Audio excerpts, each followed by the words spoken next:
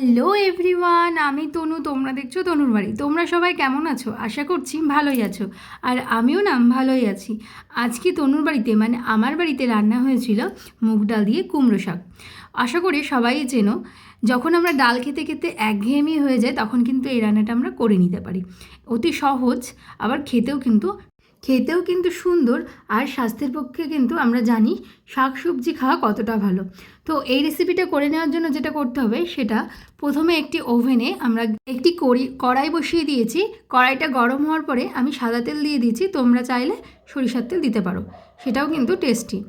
তো সরিষার তেল বা সাদা তেল গরম হওয়ার পরে দিয়ে দিতে হবে ডালটা, মুগ ডালটা ভাজা ভালো একভাবে নাড়াচাড়া করতে হবে। ফ্লেমটা হাই দিয়ে একভাবে কিন্তু নাড়াচাড়া করতে হবে। যখন একটা সুন্দর ফ্লেভার বেরোবে ডালের, আর যখন কালারটাও সোনালি হয়ে যাবে, তখন এর মধ্যে জল দিয়ে দিতে হবে। যে যেরকম পাতলা খেতে চাও সেরকম জলটা পরিমাণ অনুযায়ী দিতে হবে। আর এদিকে দেখতে পাচ্ছ কুমড়ো শাক, সবাই চেনো। তো এই কুমড়ো শাকগুলো ভালো করে আমি দেখো কেমন করে বানাচ্ছি। যে পাশের যে সাইডের ডালগুলো আছে সেগুলো আমি ছাড়িয়ে ফেলে ডালটাকে টুকরো টুকরো করে আঁশটা আমি ছাড়িয়ে নিচ্ছি, যেরকমটা তোমরা ভিডিওতে দেখছো। তোমরা যেটাতে কমফোর্টেবল ফিল করো, কেউ বটিতেও ভালো কমফোর্টেবল ফিল করো সে বটিতে করবে, আমি ছুরি দিয়ে করছি। ঠিক এরকম হবে ব্যাপারটা। আমি মুখে না বলে বোঝাতে পারলেও হয়তো দেখিয়ে আমি বোঝাতে পারলাম। তো যাই হোক, ঠিক এরকম করে বানিয়ে নিতে হবে। আর এদিকে ডালটা দেখো ফুটে এসেছে, আমি দিয়ে দিলাম চেরা কাঁচা লঙ্কা। তোমরা যেরকম ঝাল খাও সেরকম অনুযায়ী কাঁচা লঙ্কা বা কাঁচা লঙ্কাটাই বেশি দেওয়া ভালো, শুকনো লঙ্কা দিতে যেও না। নিরামিষ রান্নাতে, এরকম রান্নাতে কাঁচা লঙ্কাটাই বেশি ভালো লাগে। তো যাই হোক, এদিকে দেখো লঙ্কাটা পড়ে গেছে, পড়াটা উচিত হয়নি। যাই হোক, লঙ্কাটা পরে দিলেও হতো, আমি আগে দিয়ে ফেলেছিলাম। তো আমি লঙ্কাগুলো আবার তুলে রেখে দেবো, নাহলে সিদ্ধ হবে না ওর ভিতরে না দিলে। দেখো আমি দিয়ে দিয়েছি, দিয়ে ভালো করে নাড়িয়ে নিলাম একটু, নাহলে মিশবে না লঙ্কাটার মধ্যে। এবার আমি ঢাকা দিয়ে সেদ্ধ হওয়ার জন্য দিয়ে দেবো। আঁচটা কিন্তু এখন কমিয়ে দিয়েছি। এবার দেখো আবারও চলে আসলাম আমি শাকটা বানানোর জন্য। দেখো শাক কিন্তু আমার বানানো হয়ে গেছে। যে পাতাগুলো ছিল না সেগুলো আমি কুচিয়ে রেখেছি, আর যে ডাঁটাগুলো ছিল আমি সেগুলো কিন্তু আঁশ ছাড়িয়ে টুকরো করে নিয়েছি। ভালো করে ধুতে হবে, ভালো করে মনে রাখতে হবে কিন্তু ভালো করে ধুতে হবে, কারণ প্রচুর ধুলো জড়ায়। কিছুক্ষণ পরে ডালটা ঠিক এরকম সিদ্ধ হয়ে যাবে, বেশি সেদ্ধ কিন্তু হবে না, ঠিক এরকম আধ ভাঙা সেদ্ধ হবে। তখন একটু নাড়িয়ে, এটা যেটা করতে হবে, আশা করি অনেকেই করো না, এটা আমার শাশুড়ি মায়ের থেকে শেখা, উনি খুব সুন্দর ডাল রান্না করে। সেটা হচ্ছে ডাল সেদ্ধ হওয়ার পরে একটু সরিষার তেল দিতে হবে আর হলুদ দিতে হবে। দেখো যেরকমটা আমি দিচ্ছি, সরিষার তেল আর হলুদ দিয়ে ভালো করে ডালটাকে কষাতে হবে, মানে নাড়াচাড়া করতে হবে।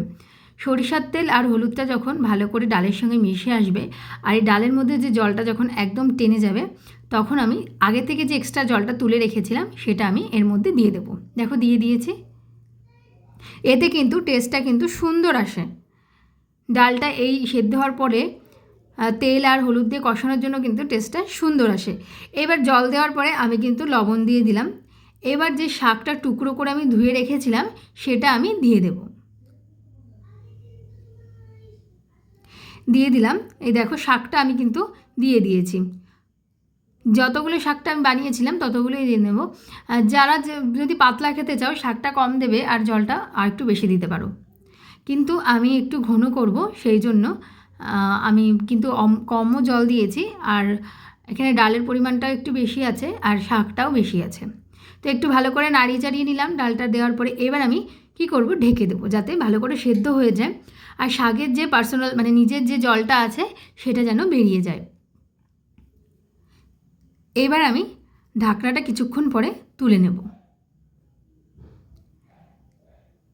এবার যেটা করব, যেহেতু আমি এই সিজনে হয়তো কাঁঠালের দানাটা পাওয়া যায়, কাঁঠালের দানা এই সিজনে পাওয়া যায়।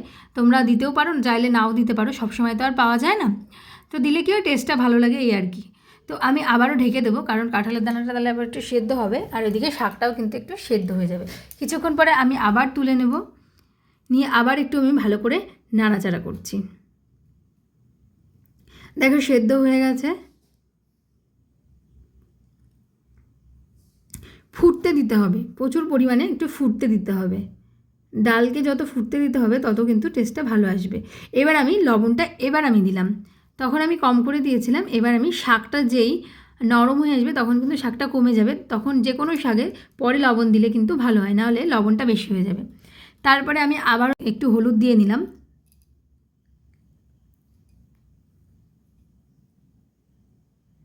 হলুদ দেওয়ার পরে, লবণ আর হলুদ দেওয়ার পরে আবারও ফুটছে আর আমি মাঝে মাঝে আবার নাড়িয়ে দিচ্ছি। দেখো, এবার যেটা করব, আমি আলাদা পাত্রে আবার ঢেলে নেব। এবার দিতে হবে ফোড়নটা। তার জন্য কড়াইটা কিন্তু আমাকে ভালো করে ধুয়ে নিতে হবে। দেখো, আমি ঢেলে রেখে দিয়েছি আলাদা একটি পাত্রে।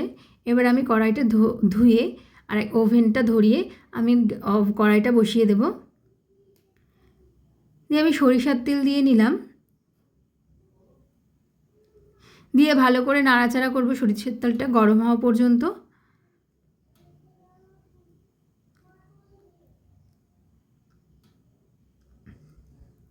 দেখো, আমি নাড়াচাড়া করছি। এবার আমার মনে হচ্ছে গরম হয়ে গেছে। আশা করি সবাই বুঝতে পারবে তেল গরম হয়ে যাওয়ার পরে। যে কোনো জিনিস তেল গরম হয়ে যাওয়ার পরে দিলেই ভালো হয়, নাহলে তেলের কাঁচা গন্ধটা বেরোয়।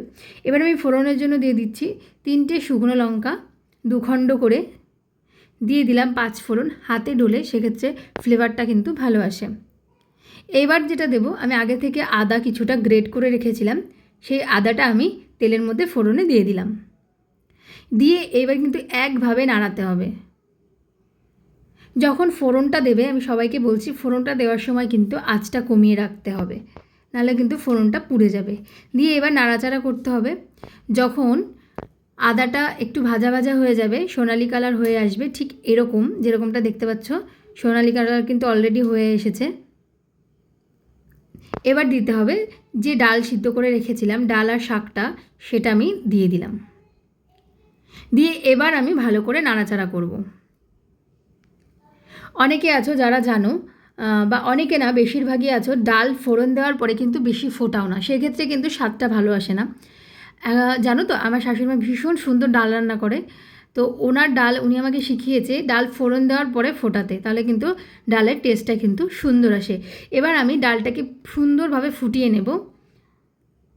এবার আমি কিছুক্ষণ পরে, ফোটানোর পরে আমি একটু সামান্য চিনি দিয়ে নিচ্ছি, কারণ এখানে শাক দেওয়া আছে।